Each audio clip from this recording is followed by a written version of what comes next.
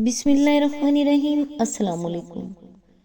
اس دنیا میں جو کچھ دکھائی دے رہا ہے وہ ایک خوبصورت دھوکہ ہے، اور اس دھوکے کو دیکھنے والی روح حقیقت ہے، مگر افسوس ہم نے دکھائی دینے والی دنیا جو فریب ہے، جس نے فنا ہو جانا ہے، کو حقیقت مان کر اپنی تمام امیدیں اس سے وابستہ کر لی ہیں، اور جو حقیقت ہے یعنی ہماری روح جس کو فنا نہیں اس کو بھلا دیا ہے۔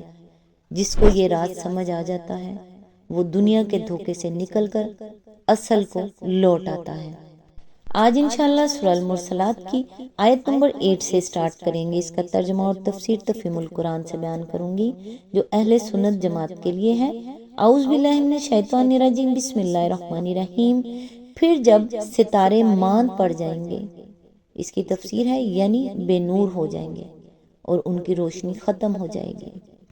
آیت نمبر 9، اور آسمان پھاڑ دیا جائے گا، اس کی تفسیر ہے یعنی عالم بالا کا وہ بندھا ہوا نظام جس کی بدولت ہر ستارہ اور سیارہ اپنے مدار پر قائم ہے، اور جس کی بدولت کائنات کی ہر چیز اپنی اپنی حد میں رکی ہوئی ہے، توڑ ڈالا جائے گا اور اس کی ساری بندشیں کھول دی جائیں گی۔ آیت نمبر 10، اور پہاڑ دھنک ڈالے جائیں گے۔ آیت نمبر 11، اور رسولوں کی حاضری کا وقت آ پہنچے گا، اس روز وہ چیز واقع ہو جائے گی۔ اس کی تفسیر ہے قرآن کریم میں متعدد مقامات پر یہ بات بیان کی گئی ہے کہ میدان حشر میں جب نوح انسانی کا مقدمہ پیش ہوگا تو ہر قوم کے رسول کو شہادت کے لیے پیش کیا جائے گا تاکہ وہ اس امر کی گواہی دے کہ اس نے اللہ کا پیغام ان لوگوں تک پہنچا دیا تھا، اور یہ گمراہوں اور مجرموں کے خلاف اللہ کی سب سے پہلی اور سب سے بڑی حجت ہوگی، جس سے یہ ثابت کیا جائے گا کہ وہ اپنی غلط روش کے خود ذمہ دار ہیں، ورنہ اللہ تعالیٰ کی طرف سے ان کو خبردار کرنے میں کوئی کسر اٹھا نہیں رکھی گئی تھی۔ مثال کے طور پر حسب ذیل مقامات ملاحظہ ہوں تو تفہیم القرآن جلد 2 سورہ الاعراف آیات نمبر 172 173، حواشی نمبر 134 to 135، جلد 4 سورہ زمر آیت نمبر 69، حاشیہ نمبر 80، جلد 6 الملک آیت نمبر 8، حاشیہ نمبر 14۔ آیت نمبر 12، کس روز کے لیے یہ کام اٹھا رکھا گیا ہے۔ آیت نمبر 13، فیصلے کے روز کے لیے۔ آیت نمبر 14، اور تمہیں کیا خبر کہ وہ فیصلے کا دن کیا ہے۔ آیت نمبر 15، تباہی ہے اس دن جھٹلانے والوں کے لیے۔ اس کی تفسیر ہے یعنی ان لوگوں کے لیے جنہوں نے اس دن کے آنے کی خبر کو جھوٹ سمجھا اور دنیا میں یہ سمجھتے ہوئے زندگی بسر کرتے رہے کہ کبھی وہ وقت نہیں آنا جب انہیں اپنے خدا کے سامنے حاضر ہو کر اپنے اعمال کی جواب دہی کرنی ہوگی۔ آیت نمبر 16، کیا ہم نے اگلوں کو ہلاک نہیں کیا۔ اس کی تفسیر ہے یہ آخرت کے حق میں تاریخی استدلال ہے۔ مطلب یہ ہے کہ خود اسی دنیا میں اپنی تاریخ کو دیکھ لو، جب قوموں نے بھی آخرت کا انکار کر کے اسی دنیا کو اصل زندگی سمجھا اور اسی دنیا میں ظاہر ہونے والے نتائج کو خیر و شر کا معیار سمجھ کر اپنا اخلاقی رویہ متعین کیا، بلا استثناء وہ سب آخر کار تباہ ہو کر رہیں۔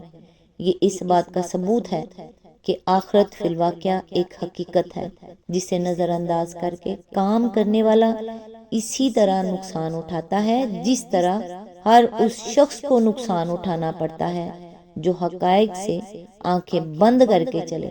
مزید تشریح کے لیے ملاحظہ ہو تو تفہیم القرآن جلد 2 سورہ یونس حاشیہ نمبر 12، جلد 3 سورہ النمل حاشیہ نمبر 86، سورہ الروم حاشیہ نمبر 8، جلد 4 سورہ سبا حاشیہ نمبر 25۔ آیت نمبر 17، پھر انہی کے پیچھے ہم بعد والوں کو چلتا کریں گے۔ اس کی تفسیر ہے یعنی یہ ہمارا مستقل قانون ہے۔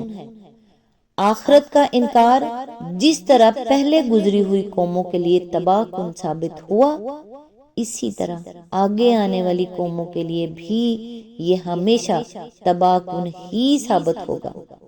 اس سے نہ کوئی قوم پہلے مستثنی تھی نہ آئندہ کبھی ہوگی۔ آیت نمبر 18، مجرموں کے ساتھ ہم یہی کچھ کیا کرتے ہیں۔ آیت نمبر 19، تباہی ہے اس دن جھٹلانے والوں کے لیے۔ اس کی تفسیر ہے، یہاں یہ فکرہ اس معنی میں ارشاد ہوا ہے کہ دنیا میں ان کا جو انجام ہوا ہے یا آئندہ ہوگا وہ ان کی اصل سزا نہیں ہے، بلکہ اصل تباہی تو ان پر فیصلے کے دن نازل ہوگی۔ یہاں کی پکڑ تو صرف یہ حیثیت رکھتی ہے کہ جب کوئی شخص مسلسل جرائم کرتا چلا جائے اور کسی طرح اپنی بگڑی ہوئی روش سے باز نہ آئے تو آخر کار اسے گرفتار کر لیا جائے گا۔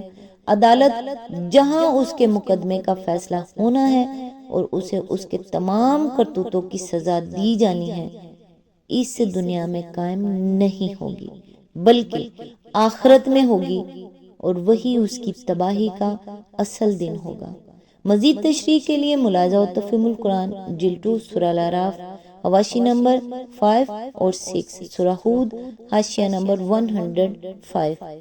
آیت نمبر 20، کیا ہم نے ایک حقیر پانی سے تمہیں پیدا نہیں کیا؟ آیت نمبر 21، اور ایک مقرر مدت تک۔ اس کی تفسیر ہے، اصل الفاظ ہے قدر معلوم، اس کا صرف یہی مطلب نہیں ہے کہ وہ مدت مقرر ہے، بلکہ اس میں یہ مفہوم بھی شامل ہے کہ اس کی مدت اللہ ہی کو معلوم ہے۔ کسی بچے کے متعلق کسی ذریعے سے بھی انسان کو یہ معلوم نہیں ہو سکتا کہ وہ کتنے مہینے، کتنے دن، کتنے گھنٹے اور کتنے منٹ اور کتنے سیکنڈ ماں کے پیٹ میں رہے گا، اور اس کا ٹھیک وقت ولادت کیا ہوگا۔ اللہ ہی نے ہر بچے کے لیے ایک خاص مدت مقرر کی ہے اور وہی اس کو جانتا ہے۔ آیت نمبر 22، اسے ایک محفوظ جگہ ٹھہرائے رکھا۔ اس کی تفسیر ہے، یعنی رحم مادر، جس میں استقرار حمل ہوتے ہی بچے کو اتنی مضبوطی کے ساتھ جمایا جاتا ہے اور اتنے انتظامات اس کی حفاظت اور پرورش کے لیے کیے جاتے ہیں کہ کسی شدید حادثے کے بغیر اس کا اسقاط نہیں ہو سکتا، اور مصنوعی اسقاط کے لیے بھی غیر معمولی تدابیر اختیار کرنی پڑتی ہیں، جو فن طب کی جدید ترقیات کے باوجود خطرے اور نقصان سے خالی نہیں ہے۔ آیت نمبر 23، تو دیکھو ہم اس پر قادر تھے، بس ہم بہت اچھی قدرت رکھنے والے ہیں۔ اس کی تفسیر ہے، یہ حیات بعد موت کے امکان کی صریح دلیل ہے۔ اللہ تعالیٰ کے ارشاد کا مطلب یہ ہے کہ جب ایک حقیر نطفے سے تمہاری ابتدا کر کے تمہیں پورا انسان بنانے پر قادر تھے، تو آخر دوبارہ تمہیں کسی اور طرح پیدا کر دینے پر کیوں قادر نہ ہوں گے؟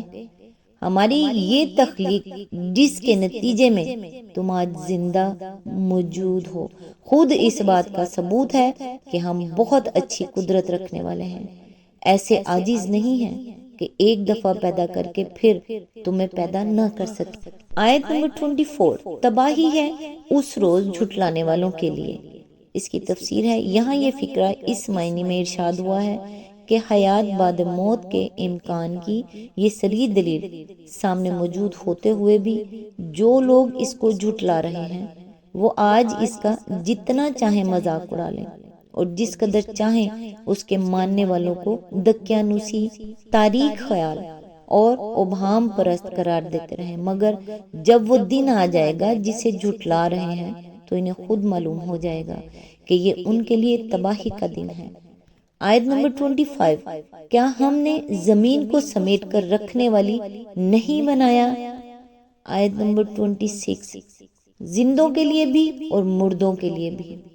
آیت نمبر 27، اور اس میں بلند و بالا پہاڑ جمائے اور تمہیں میٹھا پانی پلایا اس کی تفسیر ہے یہ آخرت کے ممکن اور معقول ہونے پر ایک دلیل ہے۔